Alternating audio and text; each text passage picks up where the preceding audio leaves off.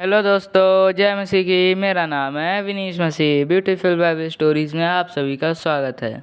प्रियो, आज की वीडियो में हम लोग पवित्र शास्त्र बाइबल से 10 ऐसी महिलाओं के बारे में देखने जा रहे हैं जो भविष्यवक्ता थी।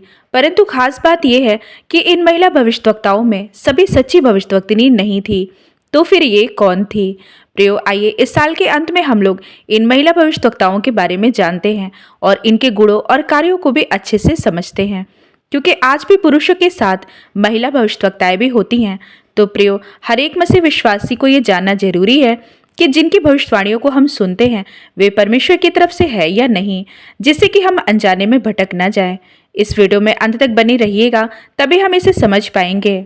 यदि अभी तक आपने हमारे इस चैनल को सब्सक्राइब नहीं किया है तो सब्सक्राइब कर दीजिए और बेल आइकन को भी दबा दीजिए, जिससे आने वाली वीडियो की नोटिफिकेशन आपको जल्द मिलने पाए। तो आइए वीडियो स्टार्ट करते हैं। नंबर 1, मरियम। महिला भविष्यवक्ताओं में पहला नाम मरियम का दर्ज है। ये महिला बाइबल के पुराने नियम के मूसा और हारून की बहन थी। मरियम इजराइलियों में लेवी गोत्र से थी और अपने भाइयों के साथ मरियम ने लोगों के लिए एक भविष्यवक्ता के रूप में सेवा किया था। निर्गमन 15:19 से 21 में। मरियम के गीत गाने का कारण ये है कि फिरौन के घोड़े, रथों और सवारों समेत समुद्र के बीच में चले गए और यहोवा उनके ऊपर समुद्र का जल लौटा ले आया। परंतु इजराइली समुद्र के बीच स्थल पर पार होते चले गए। तब हारून की बहन मरियम नाम नबिया ने हाथ में डफ लिया और सब स्त्रियां डफ लिए नाचती हुई उसके पीछे हो ली। और मरियम उनके साथ यह टेक गाती लगी, यहोवा के गीत गाओ, क्योंकि वह महाप्रतापी ठहरा है। घोड़ों समेत सवारों को उसने समुद्र में फेंक दिया है। मरियम के बारे में भविष्यवक्ता मीका ने भी अपनी पुस्तक में लिखा है। मीका 6:4 में, मेरे विरुद्ध साक्षी दे, मैं तो तुझे मिस्र देश से निकाल ले आया और दासत्व के घर में से तुझे छुड़ा लाया और तेरी अगुवाई करने को मूसा, हारून और मरियम को भेज दिया। मीका ने इस आयत में इस्राएलियों की अगुवाई करने वालों में मूसा और हारून के साथ उनकी बहन मरियम का भी जिक्र किया है। मिस्र की गुलामी से आज़ाद के बाद हर्षोल्लास में मरियम ने सभी इजरायली महिलाओं की अगुआ के रूप में जीत के गाने गाई, जो कि यहोवा परमेश्वर की आराधना के लिए था। ये बात अलग है कि मरियम को परमेश्वर ने कोढ़ से पीड़ित किया था, क्योंकि मूसा के द्वारा कूशी महिला से विवाह के उपरांत मरियम हारून के साथ यहोवा परमेश्वर पर कुड़कुड़ाई थी, जबकि वह एक परमेश्वर की तरफ से नबिया के रूप में थी। यदि उसे शांति से परमेश्वर से पूछती तो शायद उसे इसका जवाब मिलता, लेकिन उसने ऐसा नहीं किया। नंबर 2, दबोरा। प्रियो, जब भी दबोरा का नाम आता है तो ज़्यादातर लोग इसे इजराइलियों का न्याय करने वाली न्यायाधीश समझते हैं, परंतु दबोरा न्यायाधीश के साथ ही साथ एक भविष्यवक्तिनी भी थी। न्यायियों की पुस्तक उसके 4 में लिखा है, मैं लप्पीदोत की स्त्री दबोरा, जो नबिया थी, इजराइलियों का न्याय करती थी। दबोरा इजराइल के लोगों की रक्षा और न्याय के लिए एक सैन्य अभियान में सहायता का कार्य कर रही थी।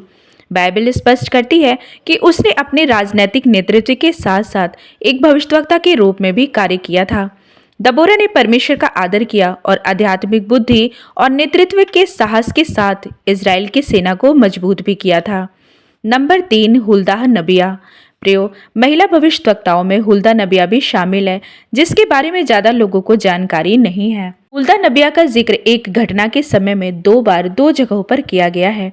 यहूदा का राजा योशिय्याह के समय में, जब राजा योशिय्याह ने परमेश्वर के भवन की मरम्मत के लिए शापान नामक मंत्री को यह आदेश देता है कि वह परमेश्वर के भवन में महायाजक के पद पर कार्य कर रहे हिलिकिय्याह महायाजक के पास जाकर राजा के आदेश को पहुंचाए। उसी समय महायाजक हिलिकिय्याह को परमेश्वर के भवन में व्यवस्था की पुस्तक मिली थी, जिसे वह शापान मंत्री को बताता है। उस व्यवस्था की पुस्तक को शापान मंत्री ने राजा को पढ़कर सुनाया, जिसको सुनने के बाद राजा योशिय्याह ने अपने वस्त्र को फाड़ डाले, क्योंकि व्यवस्था के अनुसार कार्य नहीं हो पा रहा था। इसे सुधारने के लिए कि क्या किया जाए, राजा ने हिलिकिय्याह समेत कुछ लोगों को यह आज्ञा दिया कि ये पुस्तक जो हमें मिली है उसकी बातों को तुम यहोवा से पूछो कि क्या किया जाए, जिससे कि यहोवा की जलजलाहट हम पर ना पड़े। दूसरा राजा उसके 22:14 में लिखा है, हिलिकिय्याह याजक और अहीकाम, अकबोर, शापान और असाया ने हुल्दा नबिया के पास जाकर उससे बातें की। वह उस शल्लूम की पत्नी थी जो तिकवा का पुत्र और हय्यस का पोता और वस्त्रों का रखवाला था, और वह स्त्री यरूशलेम के नए मोहल्ले में रहती थी। इस प्रकार हुल्दा नबिया ने राजा समेत लोगों के लिए मार्गदर्शन का कार्य किया था, और यहोवा परमेश्वर की तरफ से क्या बताया गया उस बात को उसने सबको बताया। Number 4, hannah भविष्यद्वक्तिनी। हन्ना भविष्यद्वक्तिनी का जिक्र हमें बाइबल के नए नियम में लूका की पुस्तक उसके 2 अध्याय में मिल जाता है। शेर के गोत्र में से हन्नाह नामक फनुएल की बेटी एक भविष्यद्वक्तिनी थी। वह बहुत बूढ़ी थी और विवाह होने के बाद 7 वर्ष अपने पति के साथ रह पाई थी। 84 वर्ष से विधवा थी और मंदिर को नहीं छोड़ती थी, पर उपवास और प्रार्थना कर करके रात दिन उपासना किया करती थी। और वह उस घड़ी वहां आकर प्रभु का धन्यवाद करने लगी और उन सबों से जो यरूशलेम के छुटकारे की बाट जोहते थे उस बालक के विषय में बातें करने लगी। प्रभु यीशु के जीवन के दौरान जब वे अभी बालक ही थे तो उन्हें यूसुफ और मरियम के द्वारा यरूशलेम मंदिर में लाया गया कि उनके नाम का नामकरण हो सके। इस दौरान एक बूढ़ी स्त्री जो 84 वर्ष से विधवा थी परंतु एक भविष्य देखने वाली सच्ची भविष्यद्वक्तिनी थी, उसका पूरा जीवन परमेश्वर के भवन में उनकी उपस्थिति में समर्पित था। इस भविष्यद्वक्तिनी ने यीशु को जब देखा तब उसने यीशु को मसीहा के रूप में उसकी पहचान की पुष्टि किया था। नंबर 5, प्रियो, नंबर 5 में ही 4 महिला भविष्यद्वक्ताओं का जिक्र एक साथ मिलता है, इसलिए इस नंबर को हम लोग 5, 6, 7 और 8 गिनेंगे। अब इन नबियाओं के बारे में हमें नए नियम के प्रेरितों के काम उसके 21 उसके 8 से 9 अध्याय में मिल जाता है। दूसरे दिन हम वहां से चलकर कैसरिया में आए और फिलिप्पुस सुसमाचारक प्रचारक के घर में, जो 7 में से एक था, जाकर उसके यहाँ रहे। उसकी 4 कुमारी पुत्रियां थी जो भविष्यवाणी करती थीं। प्रेरित पौलुस की सेवकाई के दौरान वह प्रभु यीशु के सुसमाचार को हर जगह पर फैलाते चले जा रहे थे। पौलुस जब यरूशलेम की यात्रा पर थे तब वहां भी वह कई जगहों पर गए। तब वह कैसरिया नामक जगह पर सुसमाचार प्रचार करने वाले फिलिप्पुस के घर में आए और उसके घर में रहे। पौलुस ने इस आयत में फिलिप्पुस की 4 बेटियों के बारे में जिक्र किया है जो कुंवारी थी। खास बात यह थी कि ये चारों ही बहनें भविष्यद्वक्तिनी थी जो भविष्यवाणी करती थी। इन नबियाओं का नाम नहीं लिखा गया है परंतु इनके कार्यों की वजह से इन्हें बाइबल में जगह दिया गया है। इनके पिता प्रचारक थे और इनका पूरा परिवार प्रभु के यीशु की सेवा के लिए समर्पित था, इसलिए परमेश्वर का अनुग्रह इनके परिवार में था। नंबर 9, नोअदाह नबिया या भविष्यद्वक्तिनी। 1 से लेकर 8 तक में हमने सच्ची नबियाओं के बारे में जाना है। प्रियो, नहम्याह की पुस्तक में हमें एक और महिला भविष्यद्वक्तिनी का जिक्र देखने में मिलता है, लेकिन ध्यान दीजिएगा ये महिला भविष्यद्वक्तिनी परमेश्वर की तरफ से नहीं है बल्कि झूठी नबिया है। नहम्याह की पुस्तक उसके 6 उसके 14 में लिखा है, हे मेरे परमेश्वर, तोबियाह, संबलत और नोअदाह नबिया और अन्य जितने नबी मुझे डराना चाहते थे उन सब के ऐसे ऐसे कामों की सुधि रख। प्रियो, नहम्याह जिसे फारस के सम्राट ने यहूदा का राज्यपाल नियुक्त किया था, उसके नेतृत्व में यरूशलेम की शहरपनाह के पुनर्निर्माण का विवरण मिलता है। इसके अतिरिक्त नहम्याह कई सामाजिक और धार्मिक सुधार भी लाता है। एजरा द्वारा लोगों को परमेश्वर की व्यवस्था गंभीरता पूर्वक पढ़कर सुनाना और लोगों द्वारा अपने पापों का अंगीकार कराना।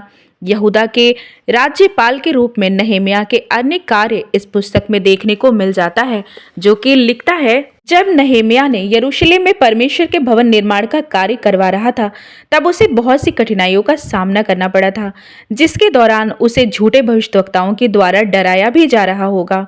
ये आयत नहम्याह परमेश्वर से प्रार्थना करता है कि वह इन झूठे नबियाओं के साथ एक महिला नबिया भी थी जिसका नाम नोअदाह नबिया भी था।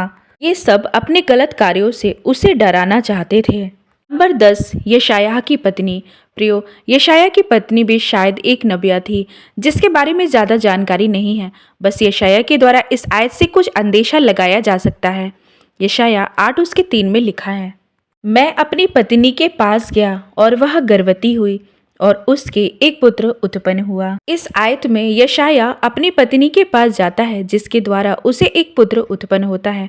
इसी आयत में पत्नी का जहाँ पर जिक्र हुआ है, पत्नी को नबियैन करके लिखा गया है।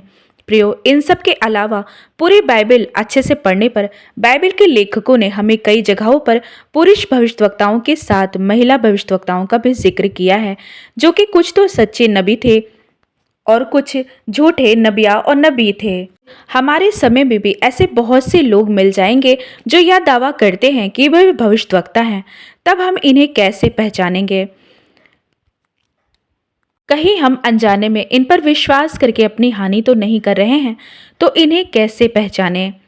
इस वीडियो के माध्यम से हमने आपको सिर्फ महिला नबियाओं के बारे में जानकारी दिए हैं, जिनमें से सच्ची और झूठी नबियाएं थीं।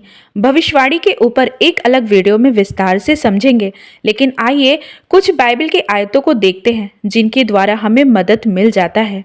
मत्ती उसके 7 अध्याय के 15 में लिखा है, झूठे भविष्यवक्ताओं से सावधान रहो, जो भेड़ों के भेष में तुम्हारे पास आते हैं, परंतु अंतर में वे फाड़ने वाले भेड़िए हैं। पहला यूहन्ना 4:1। हे प्रियो, हर एक आत्मा की प्रतीति ना करो, वरन आत्माओं को परखो कि वे परमेश्वर की ओर से है कि नहीं, क्योंकि बहुत से झूठे भविष्यवक्ता जगत में निकल खड़े हुए हैं। व्यवस्था विवरण 18 उसके 21 और 22 में। और यदि तू अपने मन में कहे, जो वचन यहोवा ने नहीं कहा उसको हम किस रीति से पहचाने, तो पहचान ये है कि जब कोई नबी यहोवा के नाम से कुछ कहे, तब यदि वह वचन ना घटे और पूरा ना हो जाए तो वह वचन यहोवा का कहा हुआ नहीं, परंतु उस नबी ने वह बात अभिमान करके कही है, तो उससे भय ना खाना। दूसरा पतरस 1:21। क्योंकि कोई भी भविष्यवाणी मनुष्य की इच्छा से कभी नहीं हुई, पर भक्त जन पवित्र आत्मा के द्वारा उभारे जाकर परमेश्वर की ओर से बोलते थे। पहला थिस्सलुनीकियों 5 उसके 21 और 22 में लिखा है, सब बातों को परखो, जो अच्छी है उसे पकड़े रहो, सब प्रकार की बुराई से बचे रहो। तो प्रियो, हमने आपको यहाँ पर कुछ आयतों के द्वारा बताया है जिनसे हमें मदद मिल सकती है। तो प्रियो, इस वीडियो को मैं यहीं पर समाप्त करती हूँ। आशा करती हूँ ये वीडियो आपको पसंद आई होगी। अब मैं मिलती हूँ आपसे अपनी अगली वीडियो में। आप सभी भाई बहनों को प्रभु यीशु मसीह के नाम में जय मसीह की।